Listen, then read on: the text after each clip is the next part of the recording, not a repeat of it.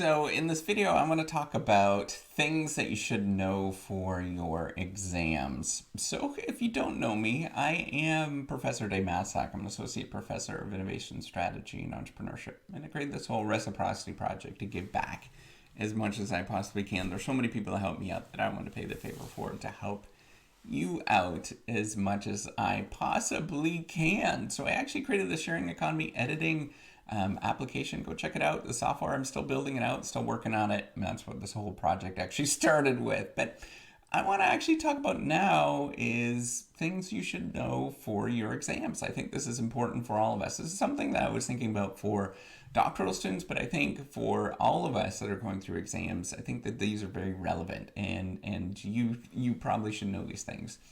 So when you go into your exam, the first thing I want to say is when you go into your exam, you probably know more than your examiners. You probably know more than your instructors at that moment because you've studied for it, and it's very sharp and it's very clear in your mind as long as you've studied a good long time for it. So your examiners, your instructors, they're still foggy about it. And this stuff comes and goes. It doesn't stay with you. We forget about that. Even though it seems like people understand things very sharply, it doesn't. It comes and goes, and it doesn't stay in your mind. Maybe somebody's unusual and they can keep that stuff in their mind for a long time. Most of us can't. So you know at that moment, you know more than your examiners, and you should be proud of that.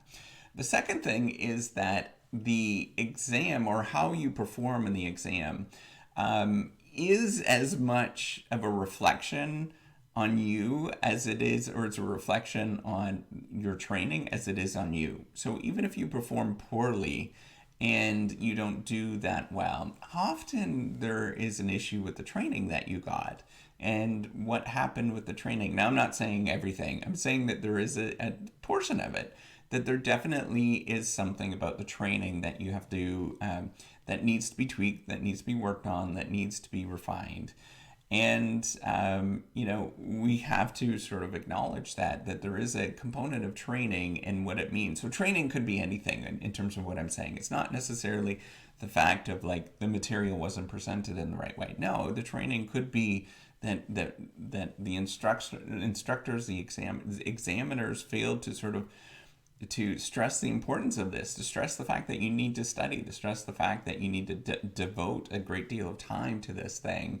Now, if that's not going on, if that's not part of the culture of the institution that you're at, or the program or whatever that you're in, then that's kind of a problem, right? And that's something that needs to be changed. And the sort of stress of that, the the clarity of the fact that you need to study and push forward and understand these things, that's a really important thing that needs to be stressed, and that should be part of the training as well. That was a really big So a third thing that you should know is that you need to study for the exam. Every test that you take, you need to study for it. There's very few people in this world that can absorb any material and just have it in their brain. Some people might be like that, but eventually you'll reach a point where you just simply can't do that. The exams get too hard, they're too difficult. You can't do that. So you need to study for them, but you don't need to study as much as you think, right? So you don't want to study too much. If you study too much, that means you're devoting all of this time to this exam at the expense of other things in your life. And I see that a lot, where people do spend time studying rather than focusing on, like having a bath, having a shower, really important things in our life that we forget about. Brushing your teeth, because you think that, man, I should devote all my time to studying for this thing. But all of that other stuff is very important for your sanity, for who you are. And, if you don't brush your teeth for a year, that means that that's cutting off lifespan off of you. So you have to really think about sort of that trade-off and what that means.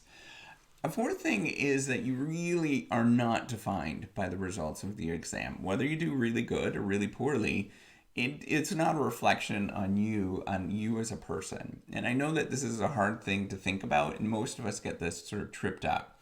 It's a reflection on you just knowing that material. It's not a reflection on your character, on who you are, what you're about. It really is not a reflection on that. And it's not a reflection on where you're going to go in life. Many of us do very well despite failing or doing poorly at exams in our life. We've all experienced it. We've all gone through there.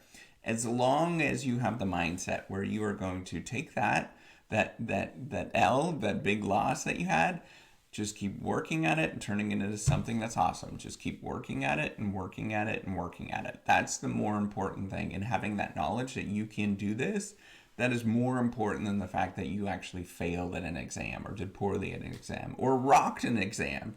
If you really did well in an exam, probably means that the exam was maybe too easy and it should have been a little bit more tougher for you to gauge who you are. Now, the last thing I think is so important, and we all forget this. I forgot it for a long, long time, and it wasn't until I sort of was like, oh man, I don't need to do this. You can study for an exam with a smile on your face. You can have fun when you're studying. It doesn't have to feel like work. If it feels like work, it might not necessarily be the thing that you want to do. If you turn it into a game, if you make it fun, if you make it kind of like, oh, this is kind of lighthearted, this is kind of goofy, man, that time is so much better spent. And you just feel so much better at it. And you want to do that. And this is a lesson that you have to learn as a parent repeatedly, is to make this sort of time together as a moment where you're celebrating, you're having fun. This is a moment that you're going to cherish for a long time. And I look back, and I've studied a lot with my kids.